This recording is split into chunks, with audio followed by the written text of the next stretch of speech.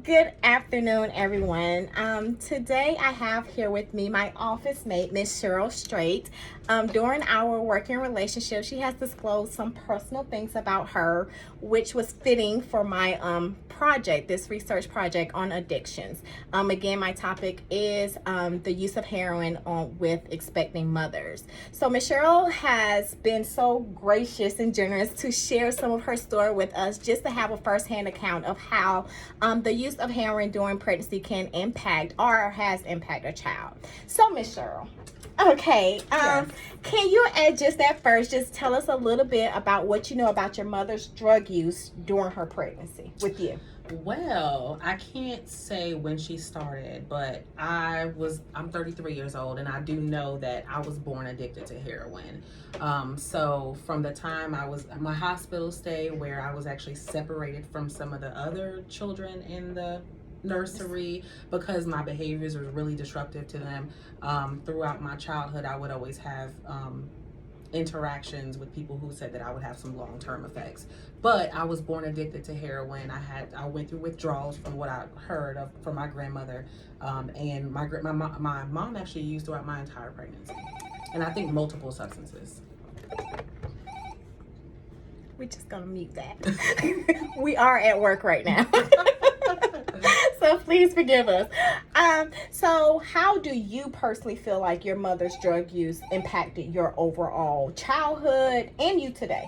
Okay. Well, I wasn't raised by my mom. In fact, I think that my mom left me in the hospital. And when my grandmother found out that she had given birth, she came to the hospital and worked with social workers to assume rights over me. So, I don't think she ever got legal guardianship, but I don't think she ever actually adopted me, but she had guardianship over me. So my mom was not really in my life as a child. I want to say in the past 7 years, she's really become active. So I was raised by my grandparents. Thank goodness I had them as a support system, but I always remember wanting and wondering where my mother was. I remember her calling to speak with my mom and my grandmother, my grandfather, and never really speaking to me.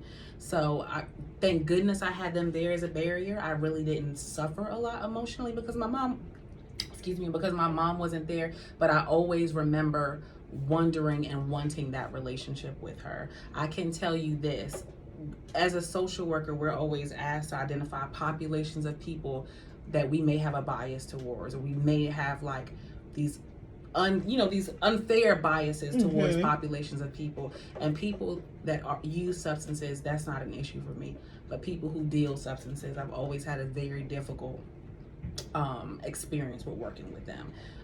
But I can say this, my mom is doing so much better, and over the years I have worked to build a relationship with her, and thank goodness I had that intervention, because I do know some of my peers from a very early childhood also experienced the same things. They didn't have the support system of grandparents to kind of help balance them out.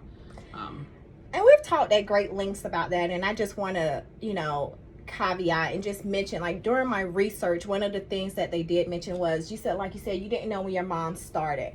A lot of parents were already used before and did not know that they were pregnant. So by the time they got pregnant, it was like, wow, how can I stop? It's too late.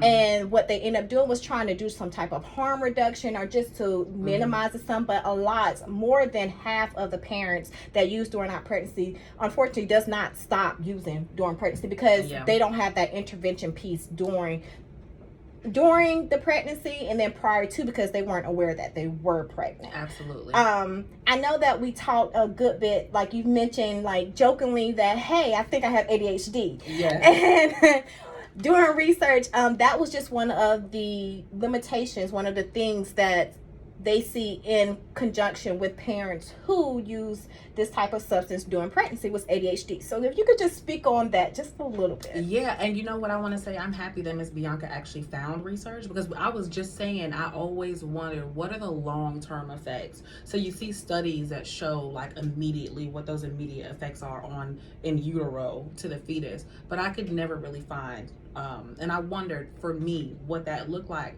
I've never been diagnosed with ADHD, but studying ADHD and really learning about it, I have all the characteristics. She knows. It's so hard for me to concentrate, no matter how much I try, and I try to cope with just being a little bit more organized, organization does not work for me, no matter how much I try it. And it's very difficult for me to multitask. So I've always wondered and gone through studies to try to figure out why I behave the way that I do in some ways. And it's just reassuring to hear that there are studies that support, because I can tell you as an adult, from literally elementary school on, I was always a great student, right? As far as behavior is concerned, I never gave my teachers problems, but as far as organization, that was always something they always said. Cheryl is very difficult to be organized. She struggles with difficulties in organization. Her work is sloppy. Her book bag is always messy. Her locker is unorganized. Seriously. She's like bringing all these things back up. It's reassuring to hear that was found, because now I'm like, it makes sense. It does. And I think that, like, I knew I was doing this topic and I didn't even remember we had these conversations until she said again, I have ADHD. And I'm like, oh my God, listen what I found. Let me tell you about this research that I found. But thank you. You have given us a lot just to have a personal account. Let's just tell people about your current, how you rocking the world as a social worker. Okay, so I started out in education as a early childhood education major.